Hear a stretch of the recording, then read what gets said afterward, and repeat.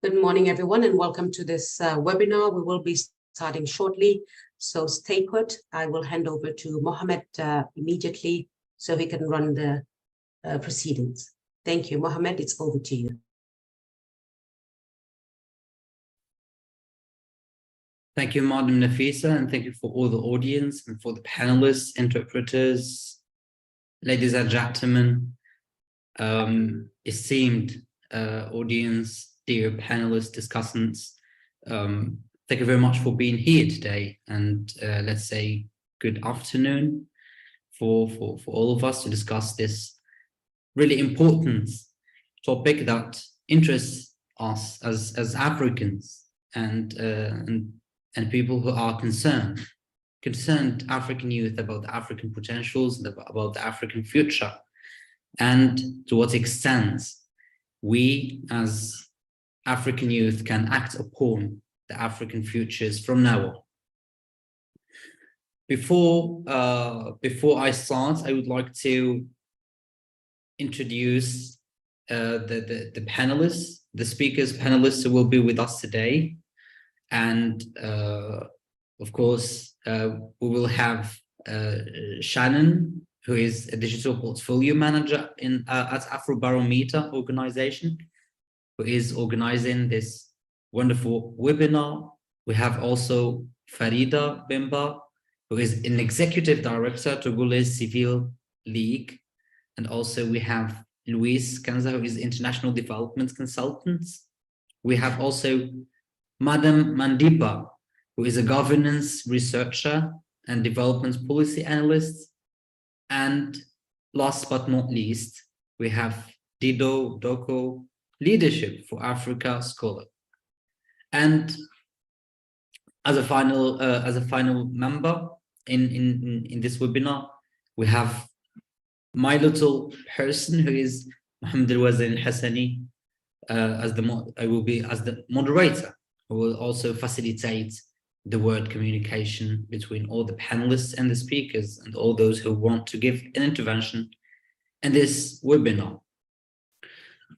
Out of respect, and before we introduce a presentation, a data presentation, Afrobarometer presentation, which will entail some data statistics about education, demographics of Africa, I would like to give the floor to His Excellency, Mr. Ayubami, Dr. Ayubami, who is a Director, Research Systems Strengthening and Knowledge Mobilization at Mastercard Foundation, in order to give us the welcoming word. Before, just a quick introduction to Dr. Ayubami Ojibodi, who is a Director of Research Systems Strengthening and Knowledge Mobilization at the Mastercard Foundation. There, he coordinates the ideation and the execution of interventions aimed at accompanying the career growth of African young researchers and researchers from indigenous communities living across Canada. He also coordinates the processing of research evidence into formats easily adoptable by policy actors. He is part of a team that ensures that the quality of evidence supporting the work of the Mastercard Foundation is top level. And of course, before joining the Mastercard Foundation, he was a lecturer in the Department of Communication and Language Arts, University of Ibadan in Nigeria. There he rose to the rank of full professor and head of department, and he successfully supervised 12 PhDs and many more master's dissertations before voluntarily retiring in 2023. Please join me in welcoming Professor Ayubami Ojibodi, and I hand the floor to you. You're welcome, sir. Thank you very much, Mohammed, for that introduction. Good afternoon, good morning, distinguished friends, distinguished colleagues. It's indeed my pleasure to be here this time to say welcome to this very important webinar. It's a privilege to be the one to speak on behalf of our foundation, but it gives me a greater privilege to be involved in an event of this type. My welcome remarks will be really brief, and I'd like to just, with your permission, start with a very short story. Some years ago, a group of development experts arrived in the fertile valley of the Zambezi River in Zambia. Their aim was to teach Zambians how to do agriculture around the Zambezi.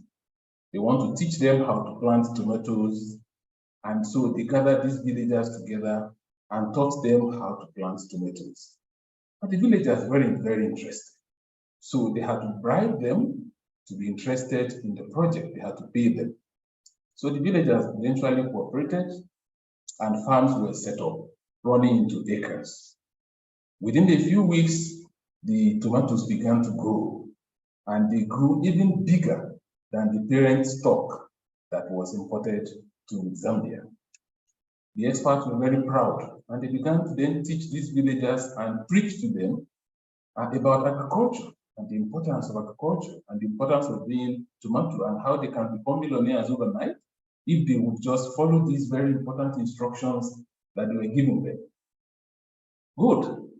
But one night, about 200 hippos came out of the Zambezi and they ate all of the acres of tomato. The following day, the experts were there and they were totally devastated.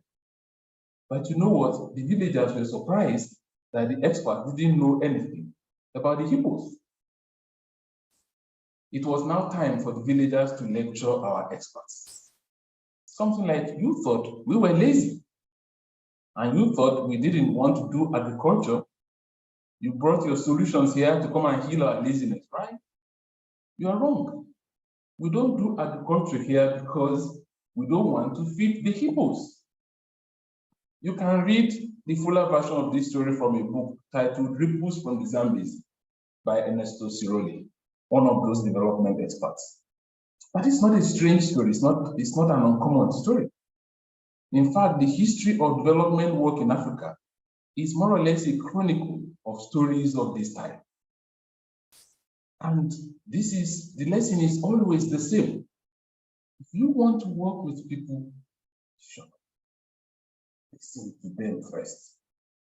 Learn from them. If you want to work with people, don't start by working. Start by listening. Then try to walk a mile in their moccasin. At the Mastercard Foundation, this is what we try to do. We try to do it with passion. To listen to people, to learn from them, and to then learn with them so that we can do with them. The Mastercard Foundation has set for itself an ambitious goal of enabling 30 million young African women and men to access dignified and fulfilling work by the year 2030. 70% of these 30 million would be women. And to make this happen, we're working in 7 African countries and in the region known as the YMO region. We're working in the areas of education, financial inclusion and the markets, agriculture, technology, especially digital technology. There is a section of the foundation known as the Research and Learning section where myself and Vanessa, who's also present here, work. And our aim, our own duty is to support the decisions being made by the foundation with credible and high quality evidence.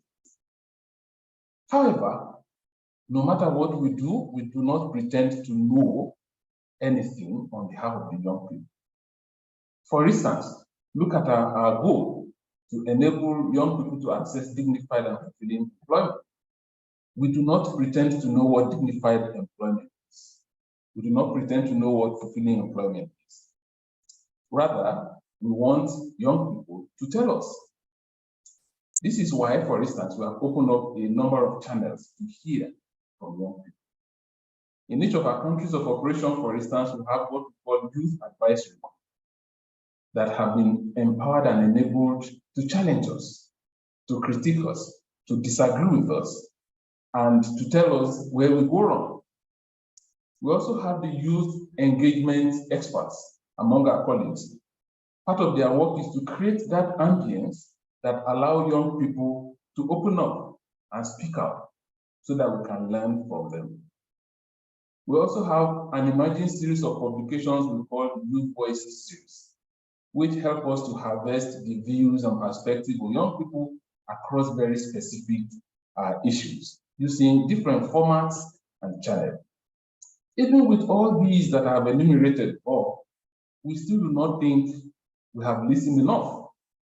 That is why we continue to partner with an organization like Afrobarometer that is very passionate about harvesting the views and perspectives of citizens.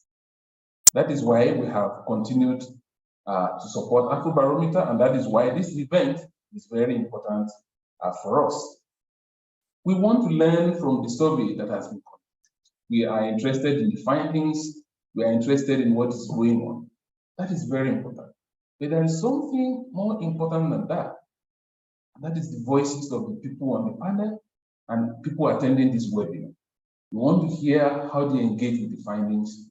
We want to see what they like, what they don't agree with. We do not mind to be told we're wrong, because that is the only way we can be right. At the end of today's event, we're hoping that we would have activated actionable discussions, knowledge exchange, and collaboration that will enable us to address and to understand, and then be part of those addressing the challenges faced by the African youth. I want to close by very specially thanking our partner, Afrobarometer, for what I call the consistency of excellence in the work they have been doing over the years. We are very proud to be associated with. Distinguished friends, ladies and gentlemen, I welcome you to this webinar. Thank you.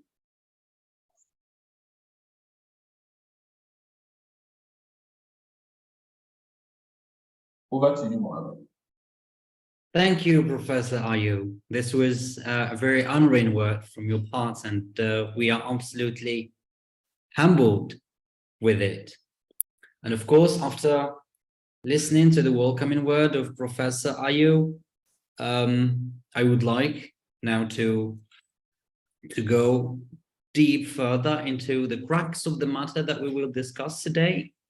But in order to put all the audience into the context, into the contextual frame of what we will discuss today, from education to unemployment to other really considerably serious African topics, the floor will be given to Madam Shannon, who will be giving a Afrobarometer data, or let's say statistical data presentation about these topics quantitatively. And of course, before the presentation, allow me to introduce Madam Shannon, the brilliant profile who will be presenting today.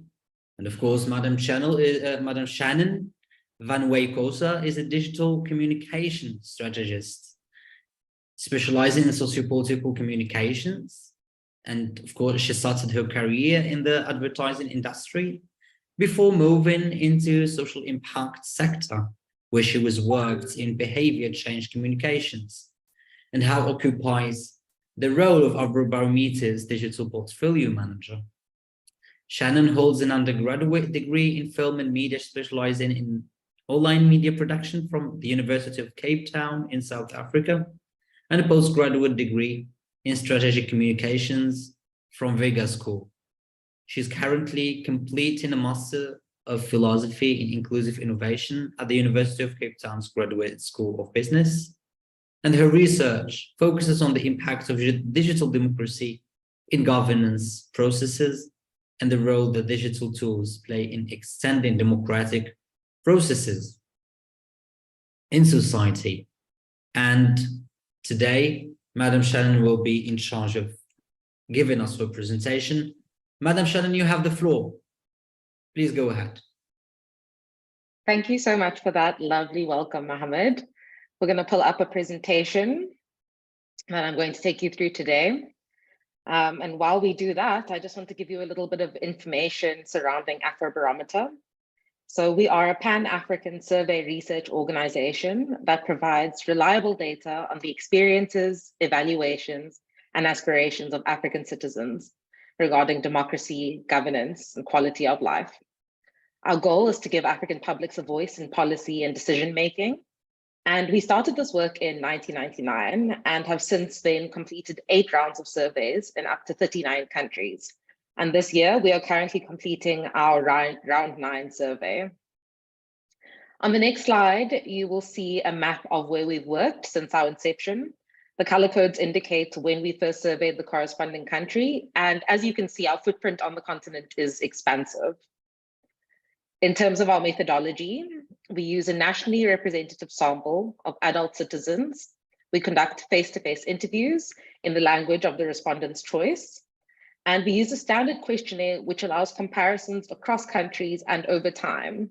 And our sample size of 1,200 to 2,400 yield country-level results with margins of a sampling error of approximately 2 to 3 percentage points.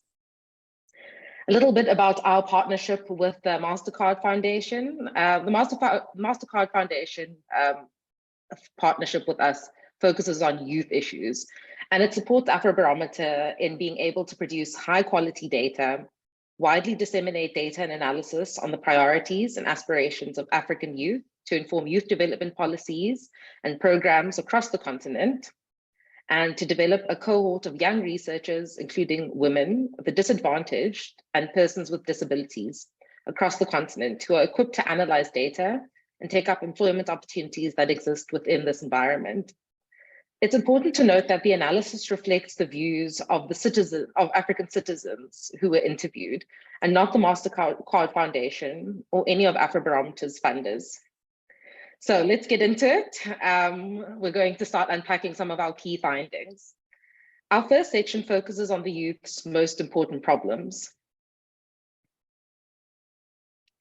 As we can see here, unemployment tops the list of the most important problems that young Africans want their government to address, followed by the management of the economy, health, education, and infrastructure. Something to note in our analysis is that there is no significant gender or rural-urban gaps related to youth unemployment. When we look at education level, young Africans are on average more educated than their elders. A majority, which is 66% of 18 to 35-year-olds have at least some secondary school, compared to 52 to 33% of middle and senior age brackets. Our next slide, we're looking at the unemployed youth looking for a job, and this section is disaggregated by age. African youth are considerably more likely than their elders to be out of work and looking for a job. When we look at the same topic, but disaggregated by country, we see that unemployment rates reported by young respondents range up to 67% in Angola and 60% in Botswana and Sao Tome and Principe. But consistently, African governments are graded poorly for their performance in creating jobs. Only 2 in 10 Africans say their government is doing a good job of meeting the needs of creating jobs. Out of the 36 countries surveyed in 2021 and 2022, only 2 countries have majorities approving of their government's performance in creating jobs. And these are Zambia with 72% and Seychelles with 60%. Majorities in the 34 other countries say their governments are doing a poor job. Both young and older respondents offer almost identical assessments of the government's performance. So in the next section, we'll be asking the question, do the youth want democracy? Preference for democracy and rejection of authoritarian rule is high across different generations. Young adults are slightly more likely than their elders to say they are not very satisfied or not at all satisfied with the way that democracy works. When we ask the question of whether the military should intervene when elected leaders abuse power, one troubling sign is the low popular opposition to military intervention in politics. On average, across 36 countries, only 42% agree that militaries should never intervene in politics, while a small majority, 53%, are willing to countenance this option if elected leaders abuse power. The view that the military should intervene if elected officials abuse their power is more popular among younger generations. Close to 6 in 10, 56%, of those under 36 years old, compared to 46% among those over 56 years old. In the next section, we're going to delve into how much trust youth have in their leaders. When we look at perceived corruption among institutions compared to the elderly, citizens, the youth are particularly more critical of institutional corruption. In terms of trust in government and social institutions, here too, the youth show considerably more distrust in public institutions than the elders. And now we're going to be looking at participation in change-making activities. Afrobarometer measures citizen engagement in a range of dimensions. How often they discuss politics, their participation in elections and in civic or community events, and their participation in demonstrations. When we look at analysis on who's voted in recent elections, the youth are less likely to be politically engaged than older citizens. The largest groups are observed in the most fundamental form of voice and participation, voting, which allows a 20% percentage point gap between the youth and those above 55 years. When we look at civic engagement, they also lag behind in other types of community participation, like attending community meetings, and this is 43% versus 54%, and joining others to raise issues. Here we're looking at 39% versus 45%, but are more likely than the elders to join demonstrations. So here we're looking at 10% versus 6%. In terms of contact with leaders, they are also less likely to contact their leaders to discuss important problems. On our next slide, we see that young women are even less likely to be engaged in the political process than their male peers. We also see huge gender gaps in how often the youth contact their political or traditional leaders.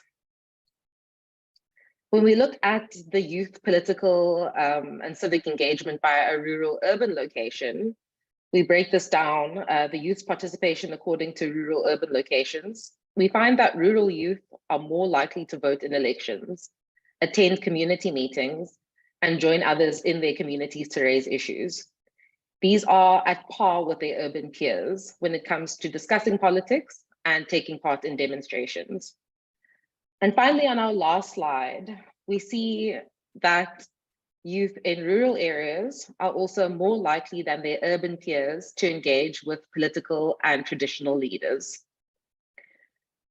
So in conclusion, the latest Afrobarometer data from 36 African countries reveal that unemployment is the biggest problem that youth are facing. African governments are poorly rated for their efforts in creating jobs. The youth are more likely than their elders to express dissatisfaction with democracy, mistrust in elected leaders, and willingness to access military intervention of elected leaders who abuse power. The youth report lower rates of political engagement than their elders across a variety of indicators, including voting in national elections. And young women's political engagement lags behind that of their male peers across all the indicators under consideration. Thank you very much. That is the end of our presentation. Mohammed, I'm going to hand over to you so we can have an insightful discussion surrounding this data. Well, thank you, Madam Shannon, for the super interesting presentation. For me, all the statistics were superbly paramount to contemplate because they are reflecting and they are mirroring the African youth perspective towards their governance, towards their democracy, and also toward the social policy that is, in a way or another, they are obliged abide by and to stick to. Yet, just my my question, like when I was listening to your intervention and seeing all the figures and all the numbers, I asked myself just a question, contemplative question, which is, do we as African youth, do we have the macro vision of on the world as Africans and our relation with the world? Africa is the potential of the world. Africa is from now on, everyone is yearning for Africa, but we as Africans, as African youth, we have to do our best in order to avoid another phase of neocolonialism. By chance, we have all the resources for the upcoming artificial intelligence industry, and all of it are now happening and available in Africa. So we have to do all the best to avoid all the atrocities. Apart from that, we are hoping for the best, especially when we have such a great African youth like you and like all the panelists we have, who can have the light and guide the crowd. In order to get deep into the topic as well from other facets, we have other interesting panelists who can provide us with their perspectives, with their views, and I would like to start with Madam Doku, who will give us her intervention regarding the topic. And before to hand the floor for her, I would like to introduce her. And Dido Doku, Madam Dido Doku, is currently at DART, German Academic Exchange Service, hello colleague, Leadership for Africa scholar and committed to good works. Her experience spans governments, private and not-for-profit sectors. Most recently, Dido worked as operations manager at a financial technology startup for the Ghana and Nigeria offices. She led a cross-functional team of finance, human resources, and customer success personnel to ensure seamless day-to-day business functions. Dido entered the public service as a member of the inaugural Emerging Public Leaders Ghana cohort, a public service fellowship program seeking to empower the next generation of young professionals. She served as a budget analyst at the Ministry of Finance of the Republic of Ghana. Prior to that, she worked as a public-private partnerships associate at Lead for Ghana. Today, she aspires to do work at the intersection of public and private internships that is focused on sustainable urban infrastructure and expanded opportunities for social mobility. Of course, we will know more about Dido's perspective regarding this topic that we are discussing for the moment, and I would like to give the floor to Madam Dido. Madam, you have the floor. Thank you very much, Mohammed, for this kind introduction. And thank you, Shannon, for sharing these, as Mohammed said, just echoing him, very paramount details about really the pulse test of what as the citizens feel about our economy and our respective countries. For me, just thinking through the sum of your presentation, I think it's really speaking to youth's dissatisfaction with governance, with the ability of our governments to be able to really provide key services and key infrastructure for us, of which employment is most pertinent, because employment really does feature into the way in which you can engage with your world, the ways in which you can improve your own standards of living. I think it also speaks to a dissatisfaction with the processes within democracy to redress when we feel as though there's bad governance. And I think that's why we see that there's tons of youth that are dissatisfied with democracy, because the ways to redress when we feel like there's either an abuse of power or hold our elected officials accountable seem to be very either unclear or arduous or meddle with corruption themselves, because who checks the people in charge when you have these systems of executive, judiciary, and parliamentary that are all very unclear what the processes should be.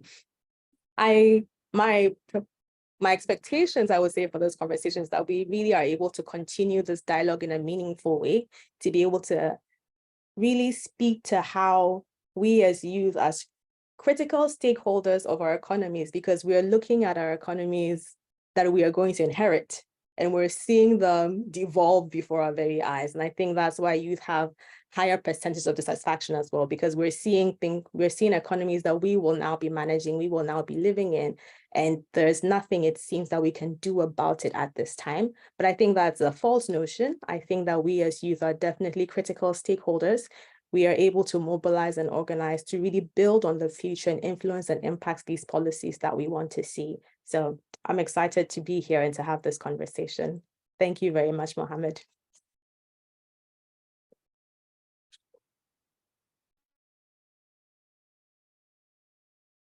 Thank you very much, Madam Dido. And yeah, it was really interesting that you gave us your perception about this topic. Of course, we have to move on as quick as possible to the next speaker, who will give us his perception.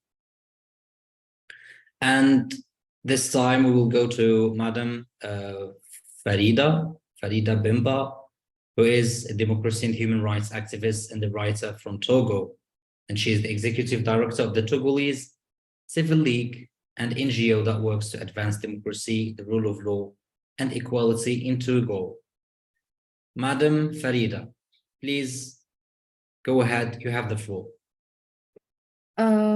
Thank you so much, Mohammed, and thank you all for being here today. I'd like to extend my gratitude to Afrobarometer for putting this event together. The conversation we are having today is falling in a very interesting context. In West Africa, more specifically, we have seen in the past couple of days the tension that is rising with the situation in Niger, where the army deposed the government that was elected. And the tendency of militaries taking over in West Africa region has been growing in recent years. And this is leading to a lot of questions about whether young people on this continent want change, if they want democracy or not. Because when we follow the level of celebration that we see in the streets of Niamey, Bamako, Burkina, Ouagadougou, and many others, you have the impression that the young generation is completely disillusioned with democracy and electoral governance, and will rather side with militaries. But I believe that when we approach the situation this way, we kind of forget a few things. In many parts of this continent, the young people are left to fend for themselves. The conditions in which they are living are deteriorating by the day. There is growing insecurity, growing inequality, and absence of basic services.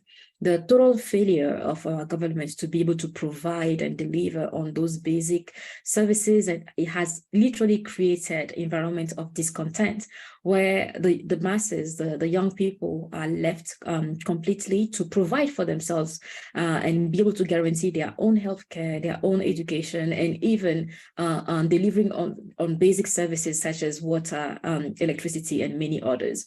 So this feeling of abandonment is causing a lot of frustration, a lot of anger, especially because many of these governments cannot be held accountable. Many are extremely authoritarian in the way they rule. They suppress the youth in the streets when they take their protests there, because in the past 10 years, the continent of Africa has witnessed the highest amount of uprisings in the world. We had some governments that even were deposed in the process. So But those protests tend to be met with massive repression, complete closure of the civic space. The young people are not allowed to express themselves. Activists are arrested and killed. Journalists are persecuted. The internet is banned in some countries. Social media is banned when the citizens are using them to raise their voices about poor governance and poor leadership. As a result of this, the young people have become extremely radicalized. They want change by all means. And in the end, we cannot blame them, because when you have growing poverty and especially insecurity in countries like the Sahel, where terrorist groups have been causing havoc in many parts of the countries, you cannot actually accuse these young people to take a chance at freedom. They want decent lives, they want dignified lives, and they want it by all means. And they have actually tried. They have believed in the democratic process and they continue to believe in it. But then they don't think that the current government are delivering on this democracy. And the other aspect that I want to touch on before moving on quickly is the way that poor governance and poorly elected regimes have been normalized on this continent as democracy. When you look at the situation in many parts of the continent where international institutions are condemning military coups, which is actually reasonable because it's a violation of all international treaties signed by most countries. When we actually pay attention to those, we are actually forgetting that there are regimes that claim to have been elected, but that are nothing but democratic regimes. We have some regimes that have been there for 20, 30, 40, 50 years. Same family ruling in countries like Togo, Cameroon, Chad, and Gabon. You have leaders that have mastered the art of frauding elections and they get away with it. There are no consequences. We have seen some elections becoming extremely violent with thousands of people killed in the process. So young people have lost faith in the electoral process. Then in addition to that, you have leaders that claim to be elected. Some are not. But then as elected leaders, they do not act as democracies in the way they govern. The corruption is very rampant.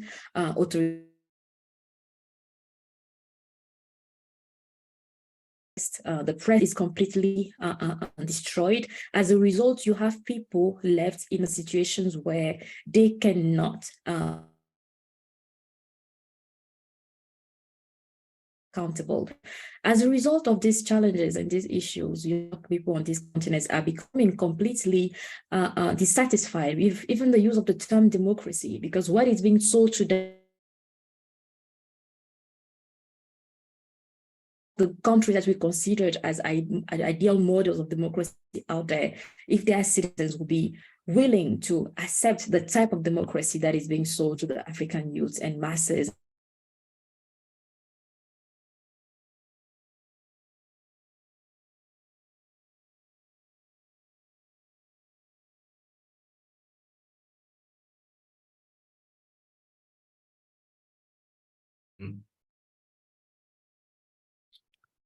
Madam Farida. So I'm going to stop there and I hope to continue the conversation with you all. Yeah, okay. So thank you very much, Madam Farida, for your interesting word and for your valid criticism as well, and for your explanation. This was really beneficial. Now, ladies and gentlemen, we move on to the next speaker, who is Madam Louise Kanza, of course, who is an international award-winning activist and specializing in community engagements and developments based in Democratic Republic of the Congo. Madam Louise, please, you have the floor, and we are all ears for your perception. Thank you, Mohammed, and thank you very much to Afrobarometer for setting up this webinar and inviting me to be a speaker. I'm going to quickly start with highlighting the fact that, yes, I'm from the Democratic Republic of Congo, which is one of the countries that has not been surveyed yet by Afrobarometer. And despite that, I find many similarities in the findings, which just goes to tell us that there is a disturbing trend among the dissatisfaction or the experiences or the life experiences in general of the youth across the continent. So when you look at the title of the webinar, and if you are as problematic as I proudly am, and you, the first word already, understanding, gives you the impression that we are misunderstood, or what the point that we're trying to put across is very difficult, and the concepts that we use are very hard to grasp when actually it's not. So my interventions will be primarily using practical examples to prove this, to prove that we are not as difficult. We as the youth are not as difficult as everyone seems to think that we are. And we are not just complaining. We have practical examples of things that we have done to put ourselves out of many situations. I primarily think that a lot of our problems as well are based on lack of togetherness and lack of Pan-Africanism, which the youth have understood. We cannot ignore the scenes that we have been seeing of what is currently happening in Tunisia, and that we have seen often with migrants in the Northern African region, where migrants from sub-Saharan Africa are really treated as less than humans within our own continent. We also cannot ignore that we have a lot of civil unrest on the continent, specifically the Democratic Republic of Congo, who are currently in a David and Goliath battle that should affect the entire continent, because as long as the unrest continues, then our problems will also continue. So I think it's very important for me to highlight those two factors and to show how they are causing a lot of instability because of the lack of togetherness and the fact that there are more reasons on the continent to feel like we are apart than we are together. And I think throughout the webinar, can we just always keep this in mind? Thank you.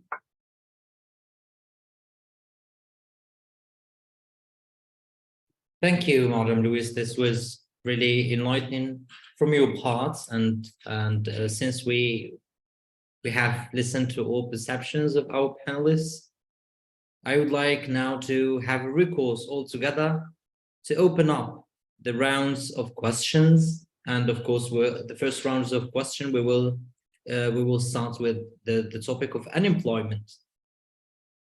Unemployment, this ogre problem, which is prevailing in the African continent and is really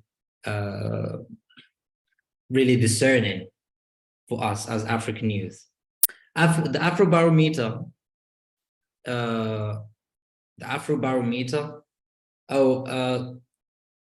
but sorry, before the question series, I did a mistake. My apologies, ladies and gentlemen. Actually, we had to listen to Madam Mandipa, and of course, she's most welcome to give us her perception also. Madam Mandipa, who is a governance researcher and development policy analyst whose research and consulting experience spans multi-stakeholder and the multi-sectoral fora. Madam Mandipa, my apologies first, and you have the floor second. Forgotten, but not last but not forgotten. You know, I'm going to push us forward in the conversation a bit. And today we're talking about unemployment. And I'm just going to speak just a little bit into the insight that I see on the pressing challenge on Africa's youth today. And for me, it is a call from top down rather than from bottom up. And it's a call to see the crisis for capacity and dormant potential. But the one thing that I have not seen addressed in the presentation from Afrobarometer and with my fellow panelists is, what is the purpose of a job or employment? Why is it so important? So I rustled together some answers from my end, and I came up with this. So employment is generally the most important means of obtaining adequate economic resources, essential for material well-being and full participation in society while catering to psychosocial wellness. So it's essentially what we're talking about today is a human right and not a privilege, as it's often pitted to be by our leaders.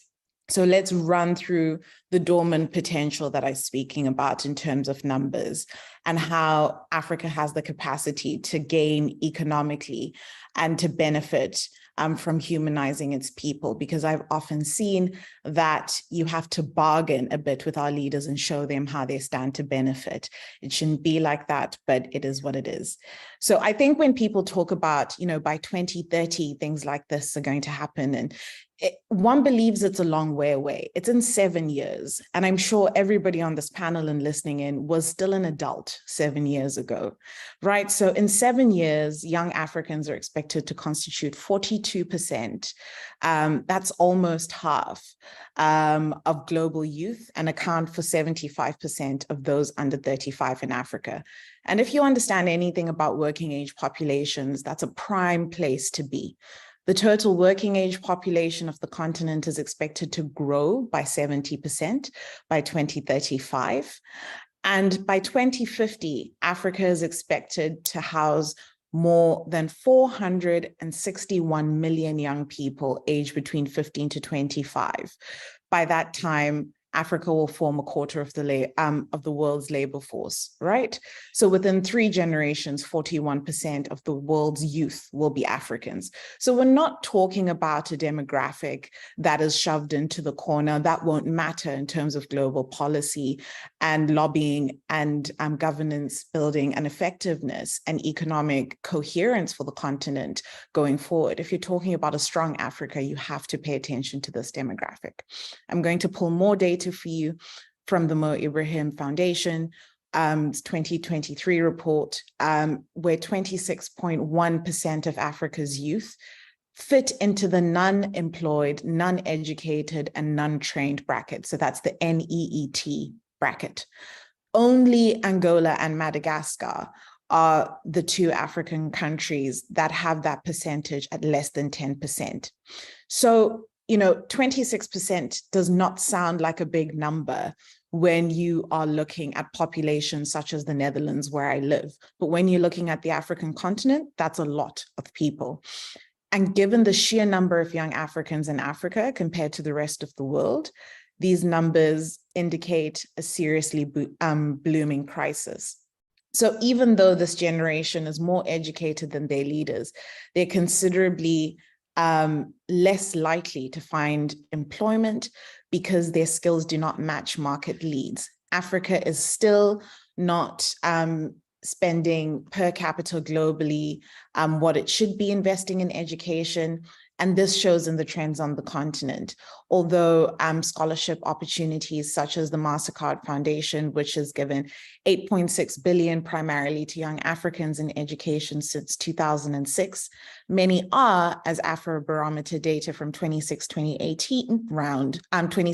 2018 round notes, the largest population that has considered migrating or end up being absorbed by other markets, and their skills are useful elsewhere. This then really leads one to wonder what kind of working age force we're nurturing on the continent and where our priorities are. And if we have the youth demographic resource, why are we not doing more to grow it and preserve it? So essentially, my interventions today will focus on the fact that it is often forgotten that youthfulness in and of itself is expungible. It will be eradicated the older you get, and a new generation of young people will come in. It also reproduces itself in toxicity or productivity, dependent on what you nurture at the time. So the youth demographic that suffers today will be a generation of young Africans that is only equipped to suffer tomorrow, and the cycle will reproduce itself.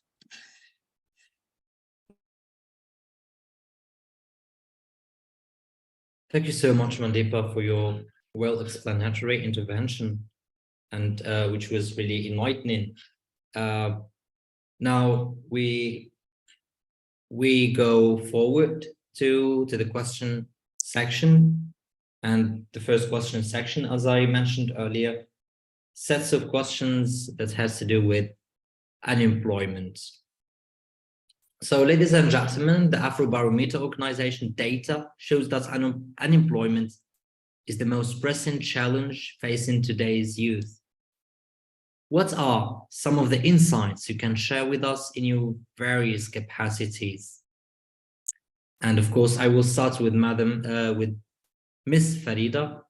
Please, what are some of the insights you can share with us in your various capacities? The floor is yours. Thank you so much, Mohammed. But if you will allow me, because I have to go in 5 minutes, I wanted to answer a question that was asked in the chat before departing, if that is okay with you. Yes, no problem. If you can be just quick. Yes. So the question was about how do we find what are the useful involvement of the international community, considering that governments tends to infringe on political rights and repress youth protests. And to that question, I want to say that there is a complete I wouldn't want to use the term refusal, but then there is a way that international institutions have been extremely biased in the way they respond to violations and attacks on democracy. In many countries on the continent, we have seen some elections being conducted in the most unfair way whatsoever, with a lot of fraud, with all indicators, all international observation group attesting that the process was completely flawed, unfair, and non-transparent. But there are no consequences to those who commit such attacks on democracy. In addition, when they take charge and then eventually unleash massive repression on the masses, they violate freedom of speech, freedom of movement, freedom of the press, freedom of association, and many others. There are still no sanctions. There is no attacks. There is no call for them to stop violating civil rights. The only time that we see those sanctions falling immediately is when the government actually are deposed. So it seems like these international treaties care more about protecting the leaders than they care about protecting the masses. So we want a more a better way of international institutions actually addressing the issues of human rights violations and infringement on democracy. We cannot be told that it cannot be done, because we have seen those institutions do it when it comes to countries that seem to not be falling in line with Western nations ideologically. And I'll see the example of Belarus, also Belarusia, I think that's the word in English. My French is playing. I'll set the example of Venezuela, also the example of Nicaragua. So why is it that when regimes that seems to be close to Russia are violating human rights, or conducting unfair elections and rigging elections, they get sanctions? And then when we have dictators doing this on this African continent, they get away with it. In addition to that, Western nations and international institutions have always so-called put stability before democracy, but they don't understand that when you don't have rule of law, you cannot guarantee the stability. Massive amount of money has actually been invested in military efforts on the West African region and on the continent overall. And recently, when you look at programs launched by the US government, for example, they actually are putting 2,000 times more money into the armies than they are putting in civil society. They have countless of programs to build the capacity of the army, to equip them, to reinforce them, to fight, they say, terrorism. But in the end, interestingly, of all the 5 coups that were successful in Africa in the past 6 years, every single one of them, all their leaders were trained, received capacity enhancement in the United States, for example, whether it is in the putsch in Mali, in Burkina Faso, in Niger as well. So what does that say? we are equipping the army to become stronger, and then we are completely bypassing civil society, you know, supporting civil society. So it is important to actually invest in the masses, to invest in the people, to invest in the citizens being able to hold their governments accountable, and to give them a push as well, the same way a push is given to those leaders when they are facing tribulations from the military. So in the conclusion, what I'm going to say is that the international community has to really understand that there must be a more transparent way in the way they respond to attacks on rights. They must also stop being subjective and only doing it when it works for their interest. They cannot be good dictators and bad ones. They cannot be useful dictators and bad ones. All of them must be fought with the same level of force and energy. And until we guarantee that, we'll continue frustrating the masses, and we'll continue proving to the people that we don't really care about them. Thank you.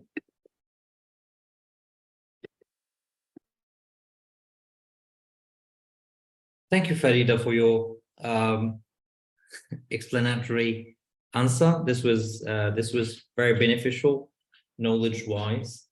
Regarding unemployment, I would like to address the same question. What are some of the insights you can share with us in your various capacities? So different perspective, bearing in mind that Africa has the world's youngest youth population who are considerably more educated than previous generation. Mandeepa, what can you say about this question? The floor is yours. I think I've already given my views on this. I'm going to defer to my fellow panelists, and then we'll come back on the round of questions. Okay.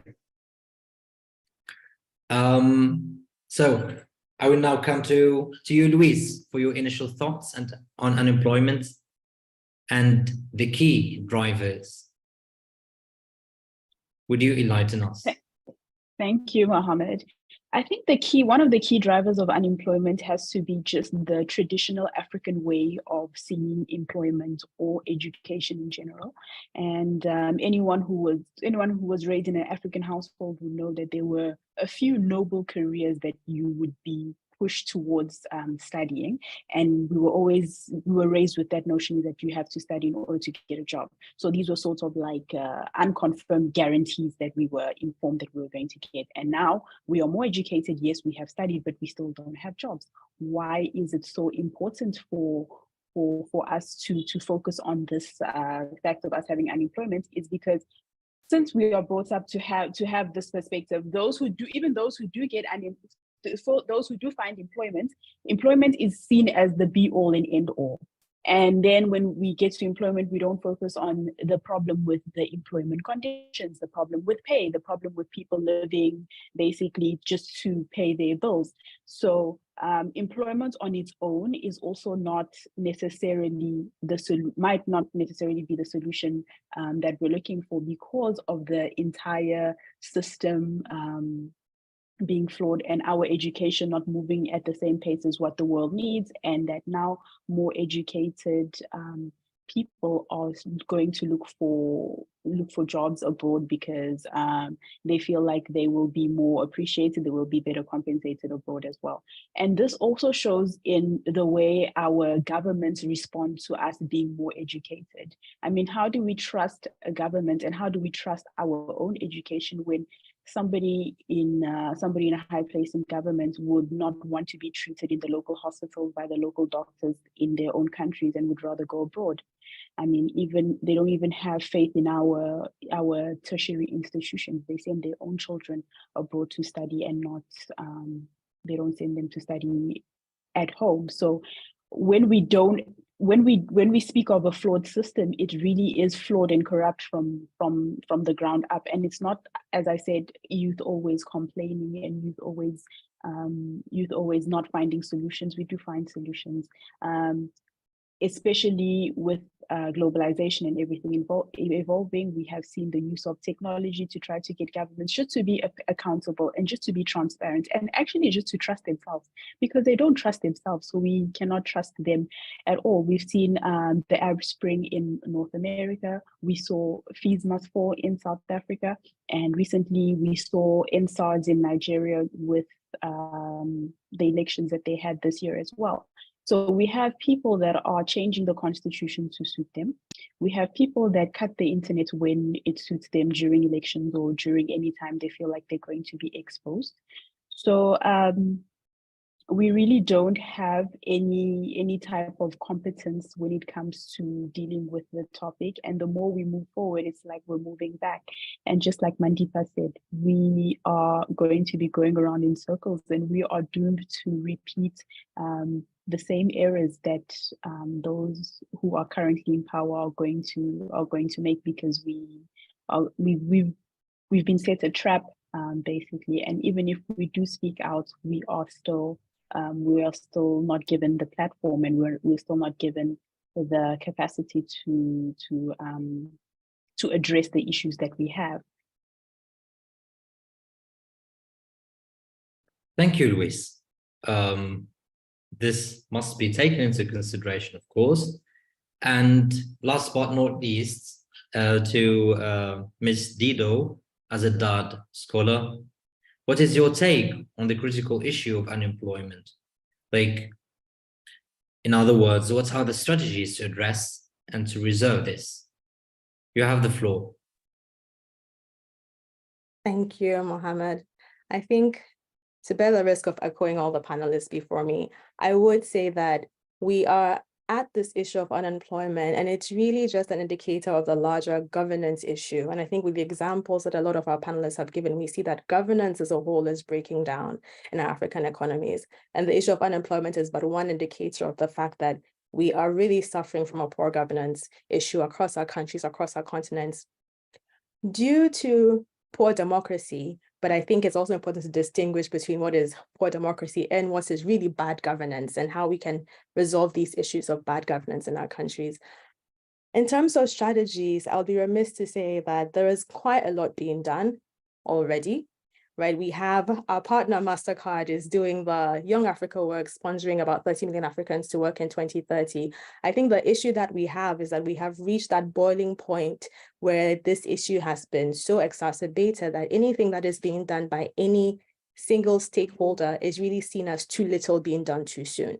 So even in the context of Ghana, we have World Bank sponsoring skills and jobs projects. We have 50,000, 15,000 youth being trained and educated. 15,000 is but a drop in the bucket of the millions of people that still need work. And for me, I think we still need to fall back to, and I think Louise mentioned this wonderfully, that Pan-African sense, but also that real multi-stakeholder approach of solving this national, Pan-African, international problem of having millions of unemployed youth, not just being let loose in our countries, but across the world. We're having this here of people who are really not having chances to, as Mandipa said, have economic resources, navigate and engage with the world that is around them. And for me, what has been interesting in this conversation, whenever we hear these issues of employment, is yes, we talk about government, we talk about governments and its international partners. I would be very interested in, as a strategy, a conversation going down a bit more to the micro level. But when we talk about jobs, government can train, government can provide all these supply-sided initiatives, but who hires? Private sector hires, right? So how are we bringing private sector into this conversation? How are we talking to private sector saying that we need to figure out how do we build more jobs in these industries? What are these critical industries that we actually need to be building jobs in? When we go to private sector, off the top of my head, I'm sure some of the answers would be, we don't have enough money, right, to hire these people. So what are we doing about our banking institutions, about our access to liquidity, about our finances? How are we bringing those people into the conversation as well to say that we need to actually, in the context of Ghana, majority of our banks invest in government bonds, right? So you have amazing youth initiatives for business. You have amazing industries that could be invested in, but they're deemed as risky, So how are we engaging our banking sectors? How are we engaging our private sectors to say that this is a national problem that affects every single stakeholder, and we all need to be involved in solving this? Last but not least, I think we have our most critical stakeholder, and Louise pointed at this, right? Our tertiary institutions, our universities, our TVETs have been giving us, as we've all seen, outmoded forms of curriculum for the work of the future that we are now in. And so how are we really engaging these universities as well? How are we putting pressure on them to say, we need to revamp our education systems? We actually need to have better partnerships with universities and industry so that when we're going to school, we know that we're actually learning relevant information. Right? And these are all people that we need to be bringing to the table. I think when we speak about just putting pressure on government, we really limit the dynamic of solutions that we can bring to the table. Let's engage universities, let's engage banks, let's engage private sector. We can solve these problems. Thank you.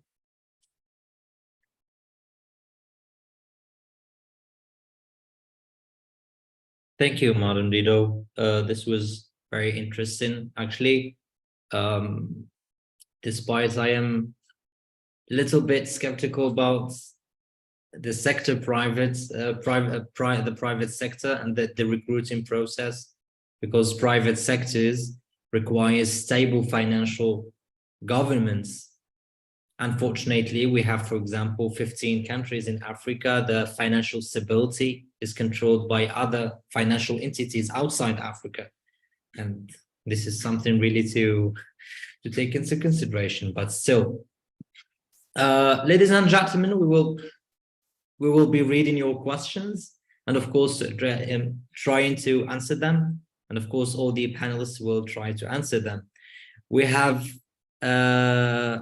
DBB, who is asking what skills are required in the current African job market, which is going alongside with the point of unemployment. So anonymous attendee is asking, the data given is very impressive, and he is asking about how can I get the Kenyan data. And there's also a question addressed for Miss Farida, which is already answered. There's a Prince who is asking, how will we able to interact with other young people from the other countries in Africa on this call? So looking for, are these findings shared with individual countries? So this is another question. Okay, are there indications regarding the impact of corruption on unemployment? What kind of relationship, if any, is there between the two? This is a very valid and legitimate question, actually. Also, Mr. Solomon DBB is asking, while a lot of unemployment is deeply affecting most of the young people in Africa, what really makes the respective countries in Africa not change the scenario? Is it the lack of resource, knowledge, will, or what exactly? What is the perspective of the youth on this? So any insights from the panelists on the four red questions? What is your take about these questions,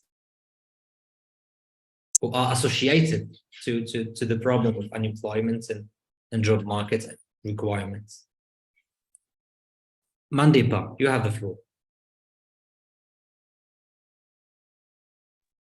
Thank you. I will touch on the issue of corruption. Over the last 50 years, Africa is estimated to have lost in excess of $1 trillion in illicit financial flows. Just try and imagine what $1 trillion could have done for your country, for your community, in terms of infrastructure building, education investment, and other developmental investment issues going forward. The sum is roughly equivalent, this $1 trillion is roughly equivalent to all the official developmental assistance received by Africa in that exact same time frame. And at the same time, just speaking to what Dido was just speaking about with the private sector often has its hands tied as well. 40.4% of the amount of Africa's external debt is owed to the private sector, and that was a 2021 figure, which is not too far off. It had already felt the shock of COVID. So it is the mismanagement of funds and the mismanagement of governance within that funds and the lack of accountability and the process to redress not being clear that I think as well Dido had mentioned, that causes what Farida had mentioned, a sense of abandonment and youth frustration. And when we see youth protesting, when we see young people rising up and saying no and saying enough is enough, we often feel it as civic participation. It is very folly to rest on the fact that young people are going to come in and be proactive when in fact you're measuring them on reactiveness. And this is the problem with the ripple effects of corruption. You then have public external debt being placed in the hands of private sector or in external donors, or just basically being externalized. And it really brings us into the question around democracy and governance, which I want to steer us to. It's really about institutions that work, right? It's really around the fact that aspirations for democracy are high. The full data set over 10 years shows a decline in every single aspect of measuring that democracy. So we've got a problem and we need to fix it.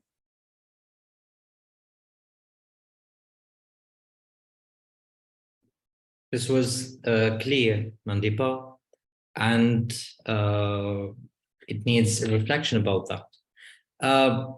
Regarding the questions about from where can we get the data, and of course, we will just deal with the question of the data, and I will give the floor.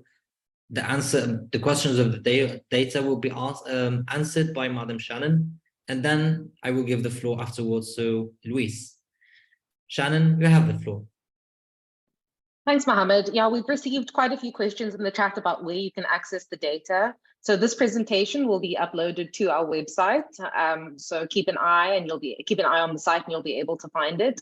But just in general, we have an online data analysis tool on our website, which allows you to go through all of our rounds. So we've got all of our rounds of data uploaded. We're currently in the process of uploading round 9, but we have quite a lot of the country data surrounding that already. And really, this tool is amazing because you're able to do your own analysis on our site. And then if you're looking for finished pieces of analysis, we've got our publication section, which gets updated on a daily basis. And you'll be able to search according to topics and countries and rounds, which correspond to specific years. So for all of those questions in the chat, please head over to our site and you'll be able to find a wealth of data.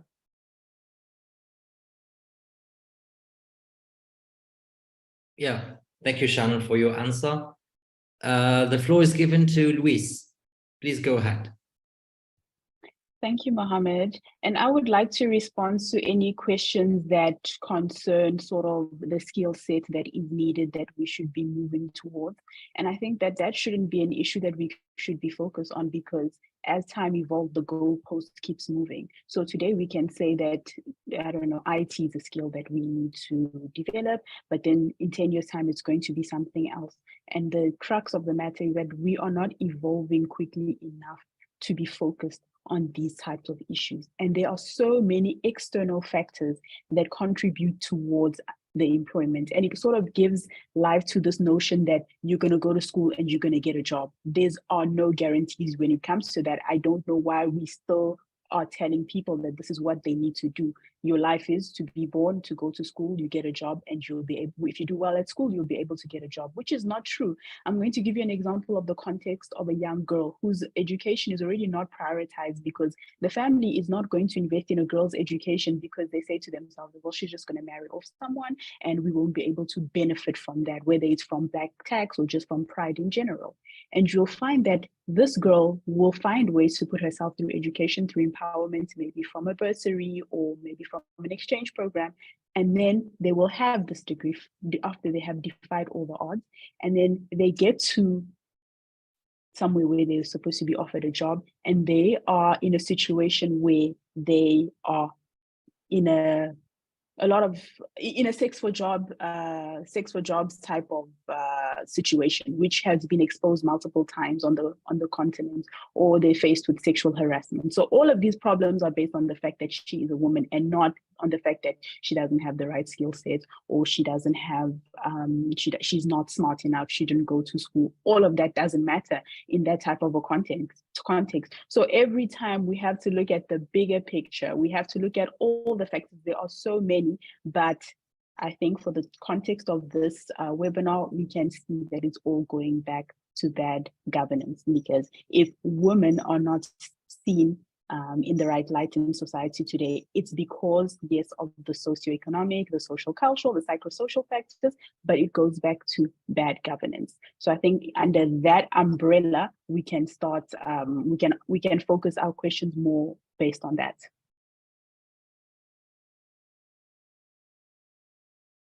Thank you, Luis. This was clear and yeah, worth reflection.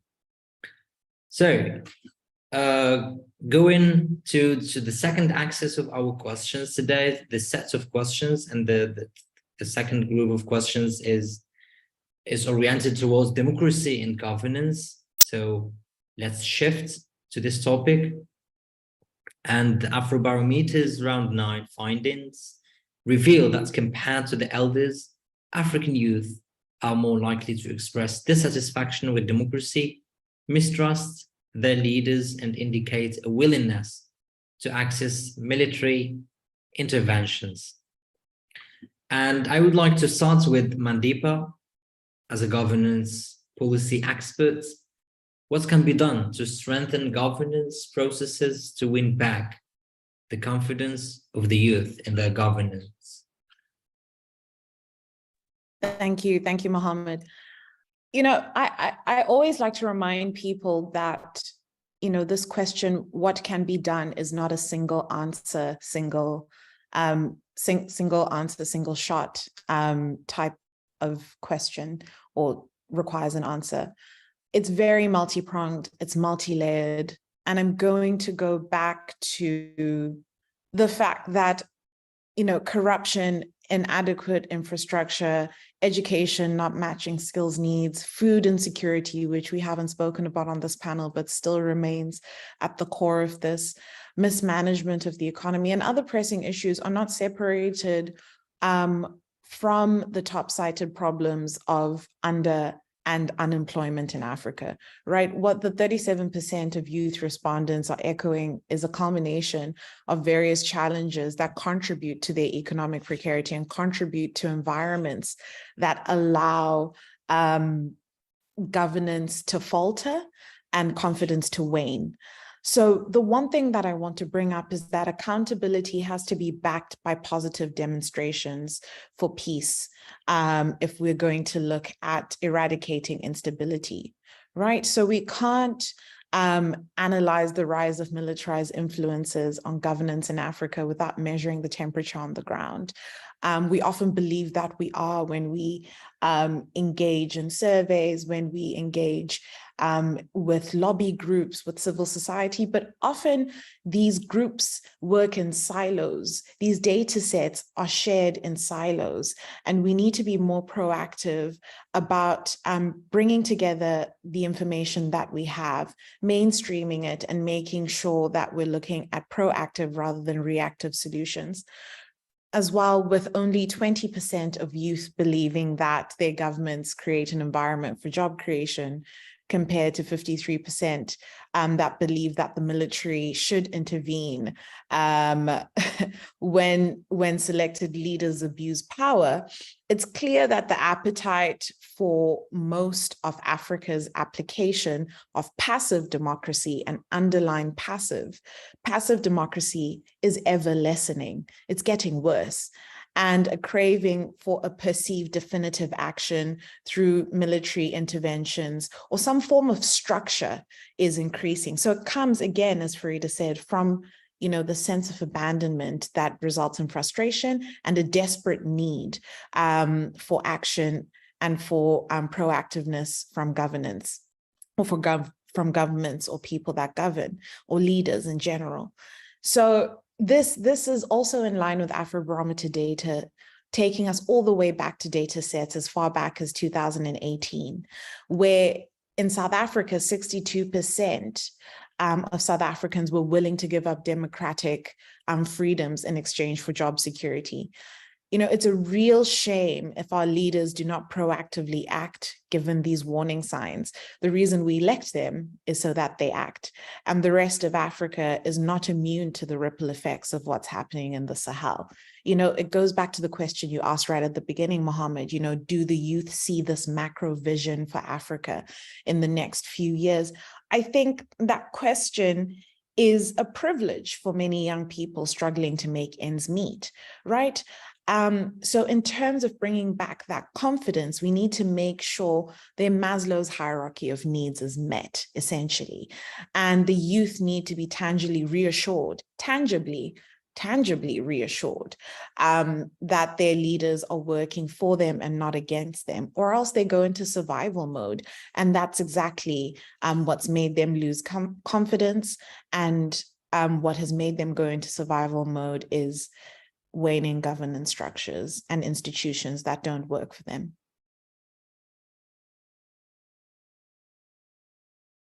Thank you, Mandeepa. This is quite interesting to hear, and of course the macro vision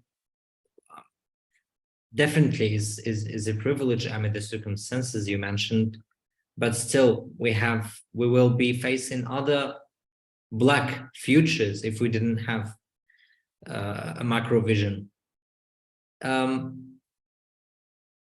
Switching to Dido, and regarding democracy and governance, what do you believe are the root causes of these sentiments? The sentiments of mistrust in the leaders and in the leading process. I would say that Louise has sort of began that conversation or touched on that conversation when she speaks about the fact that the future that we as youth were promised has in effect been a lie, right? We all grew up being told, go to school, get good grades, there's a job assured for you. That may have been the truth of the generations before us.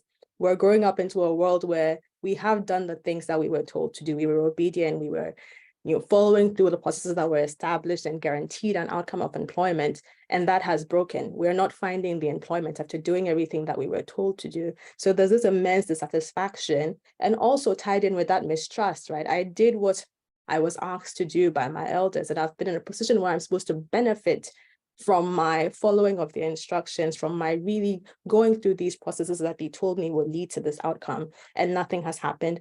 And what are they doing about the fact that nothing has happened? Not enough, not much, nothing at all. So I think we're seeing that these root causes are coming out of this, but also to touch on what Mandeepa said about just bad governance, we're also seeing that in as much as there's bad governance, there's also this failure of processes within democracy, as I had mentioned before, to redress this. Like when you have a case where you are dissatisfied with your minister for parliament, you're dissatisfied with your local councillor, you're dissatisfied with your president, what do? These tools of redress are either unclear, we don't know what to do, they're too arduous, right? Recently I asked and I found out that you have to have a referendum in Ghana where 75% of the people vote to oust the president before the president is ousted. That is too expensive and too much of a tax for any people to take on if we actually have issues with our democracy. And you have these issues where also whenever you attempt to redress, the process of redress may themselves even be corrupted, because you go report to your local councillor, but you have the instance where your local councillor is more accountable to the party that funded them to be in position, or to the party that is keeping them in their position, than to you, who they're supposed to represent. So all around you really realize that there is no solution for bad governance except for what we've seen in our histories, which is that of military deposition. Which is why you have a lot of these youth saying, we want coups, because that is the only thing that we see works. Do we actually want coups? What we want is an end of bad governance, but a coup is the only way that we can see to accomplish that. Yes, thank you, Dido. And let's take some questions from the chat regarding this topic. I would like to, let's say, where is it exactly? Yeah, I would like to have this question that was addressed regarding democracy. The root cause of this military outrage is institutional caught by some do-nothing authoritarian elders in Africa, but in alliance with imperialist West, something that I really stand for. That cannot be called democracy. It is kleptocracy and outright thuggery. And also, I have another word in political sciences, they call it political agency. So you work as an agent for other people who are lobbying for themselves. Well, the recent questions, like all of them deal with the problem of unemployment. Yes, Mr. Sadiq Houri, and he's asking a question: how can we enable ourselves and our youth in large numbers to actively engage in governance and actively participate in how their country's affairs are run? Very legitimate question. Luis, would you like to intervene? Thank you. And thank you so much for that question, because I think a lot of us are always, we feel like we're sitting in these webinars and we're not coming up with practical solutions. But earlier on, I gave 3 very good examples of how the youth have been engaged in large numbers to call for action and to call for change. So the first example was the Arab Spring that happened in 2011 in North Africa. The second example was the Fees Must Fall protest in South Africa. And the third example was the EndSARS process, the EndSARS protest that happened in Nigeria recently, and also how they live documented the entire election process in the month of February, if I'm not mistaken. So what happens in a sense is that we are trying to make everything as transparent and make everyone accountable, but this is seen as disrespect, because when we look at people that are running governments the way they run their families, we do not have a voice. We should not have a voice as youth, and we should do as we are told, which is one of the big problems that we have. Now, I don't understand, because our disrespect or this hard-headedness of ours does not come from us today. We inherited it from them. If you look at how a lot of the people that are in power today were also youth activists, and they were also in the streets. There's a lot of martyrs as well amongst them. They lost a lot of their compatriots as well. So they should be able to relate to us. Now, I don't know why they are not relating, why they are not able to put themselves in our shoes or change things today so that you know, they could get the results that they were looking for back then. It really, really baffles me. I mean, I know that I'm talking about things that happened half a century ago, and these people that are in power today, fine, I acknowledge they may have health issues that don't allow them to remember that they were also once in our shoes, but we really need them to want to take them seriously, because the way they behave like people that not only don't trust themselves, but they don't want to gain our trust. And the mistake that we make is thinking that, no, these people want suggestions, they want our voice, they want our opinions, when in reality they don't. So if they want us to trust them, they need to make themselves trustworthy, and they need to want to be trusted. Okay, so it all starts with them having the desire for this to happen. And the reason why we're here today is because they don't want to. They simply don't want to. Even if you've been to any type of high-profile event, you'll see that they give this quota to the youth, and even when they have intergenerational dialogue, they prepare the questions, or they want to beforehand know what you're going to ask them so that they can prepare for this, just so that they can give you, you know, that time and say, you know, we did it. You know, they tick it off their list and say that we had the youth participating. So I think it's also important to know that as much as these people need ideas from us, they need input from us, they know exactly what they have to do. And all they have to do is actually do it. Yes, Luis, clean and clear, of course. I totally agree with all what you have stated. As a final section before we wrap up this great webinar, this enlightening, full of knowledge webinar, I would like to acknowledge the participants, of course. Sorry. Yes, just regarding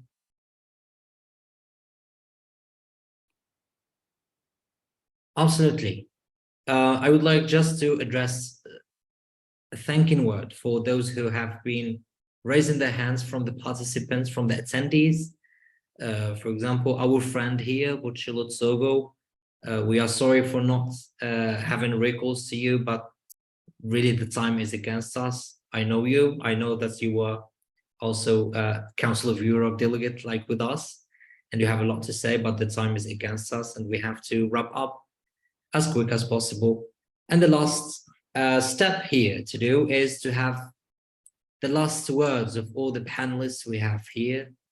And you have 1 minute, closing word.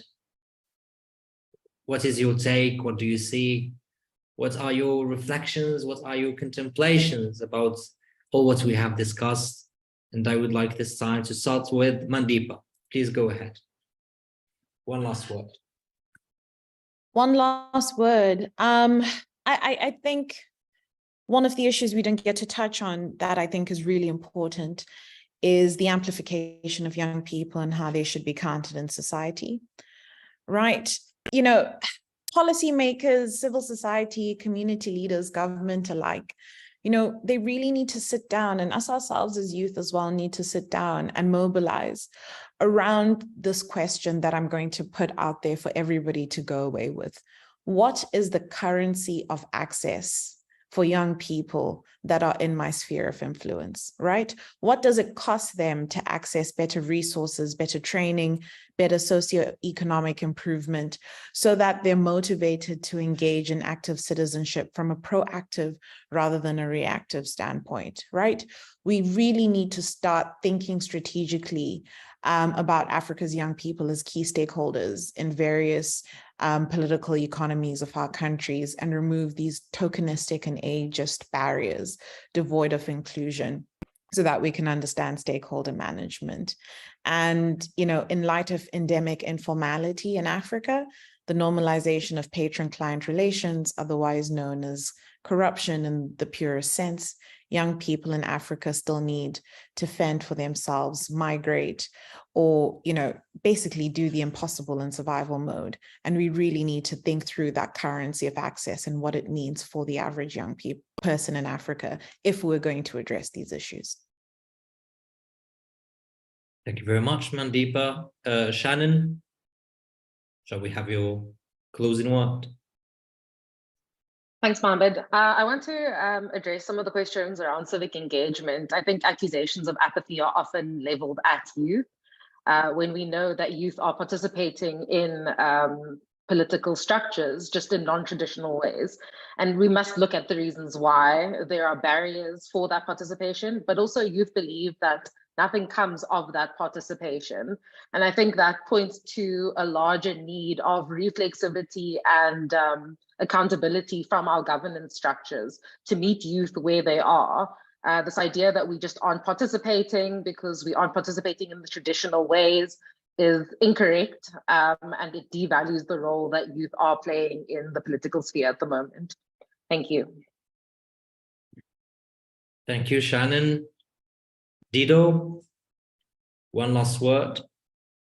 Thank you. I think, and Mandeepa referenced this in the beginning, but this crisis that we're in is really an opportunity for us to rethink how we are engaging democracy, how we're engaging governance. And I really like what Shannon had mentioned just about how youth are participating and youth are very engaged, as we can see even with the numbers of questions and the people that are on this panel, on where our democracies and where our governance is headed. often participating, yes, in non-traditional ways, but also at high expense to themselves. Let's not forget just the sheer number of violence, even recently in the NSAS movement, right? So youth are at the risk of their own lives, their own peace, their own protection, really trying to make a difference in governance. And I think the work that needs to be done here is really for us to, yes, rely on government but then move away from, I think, that expectation of a top-down approach. Because I think Louise also mentioned it beautifully where she said the people that are presidents these days were very compelling youth activists. They demanded and took their seats at the table. And I think there's such opportunity for us to mobilize around. And I was really shocked. I only recently found this out myself, just the sheer number of youth-led movements that are going on, not just at an international scale, but even at the local levels. And I would encourage everyone, if you're thinking about how do I get involved, really just do a quick search. I think Restless Development has a really great database. Afrobarometer might have a database of just youth movements and youth organizations, even in your locale, that you can participate in. Because the only way in which we can make sustainable change, history has shown us, is through grassroots movements. We need to build a critical mass to be able to have a voice, to be able to take a seat at these tables and really just build these structures in a way that benefit us in our future. And those would be my last words, really, that of hope that we can make a difference. I think not all is as lost as we think. Not all really lies in government to now pay attention to us. I think we can harness the energy of youthfulness that we already possess to make a real difference. Thank you, Dido. This was also worth thinking, and building the structure. And of course, in my personal opinion, requires theorization in terms of political theory, in terms of governmental theory, which we are lacking academically for the moment in Africa. Louise, your last word and your closing word. Go ahead. Thank you, Mohammed. So I have so many things to say. So unfortunately, I find myself incapable of producing a last word because I'm still very hungry to speak about this topic. So my last word then would be, can we please continue the conversation online? So everyone that was in the chat and not able to speak, I have my phone attached to my hand permanently every day. Let's continue the conversation online. The hashtags are hashtag Voices Africa, hashtag Youth Unite, hashtag Youth Empowerment. And Afrobarometer has also been posting us the whole week, and they've been posting throughout the webinar. So it's very easy for you to get into contact or to connect with all of us on the panel and everyone at Afrobarometer as well. So bye, but like not bye at the same time, because we'll catch up online.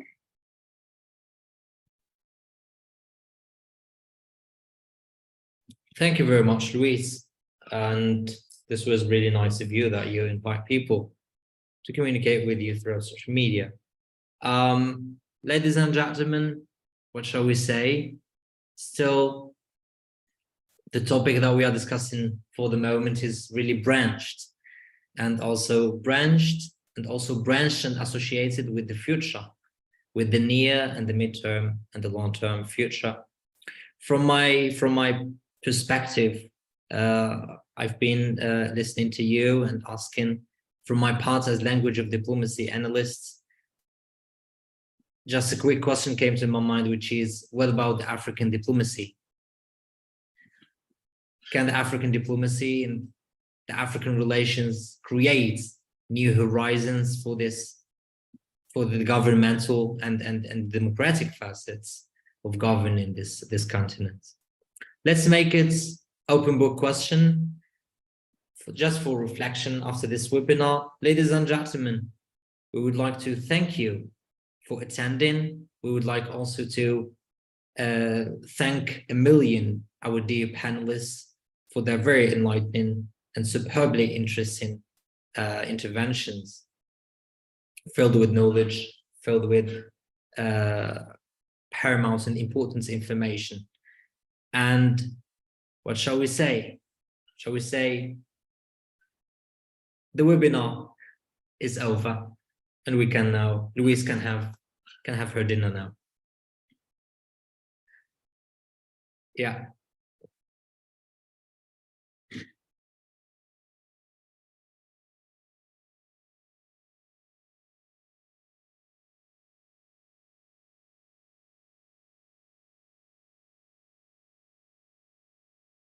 Please, just before we end, shall we have like a group picture?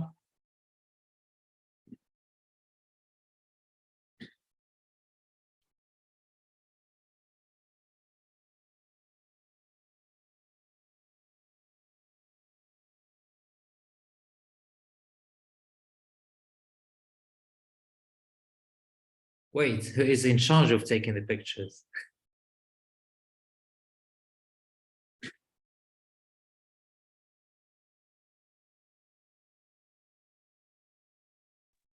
Again, thank you everyone for taking part in this webinar, the pictures taken. Thanks to our brilliant panelists. Certainly, we were enlightened by your insights, and we say au revoir and à bientôt. Goodbye, everyone. Thank you, Madam Nafisa. Goodbye.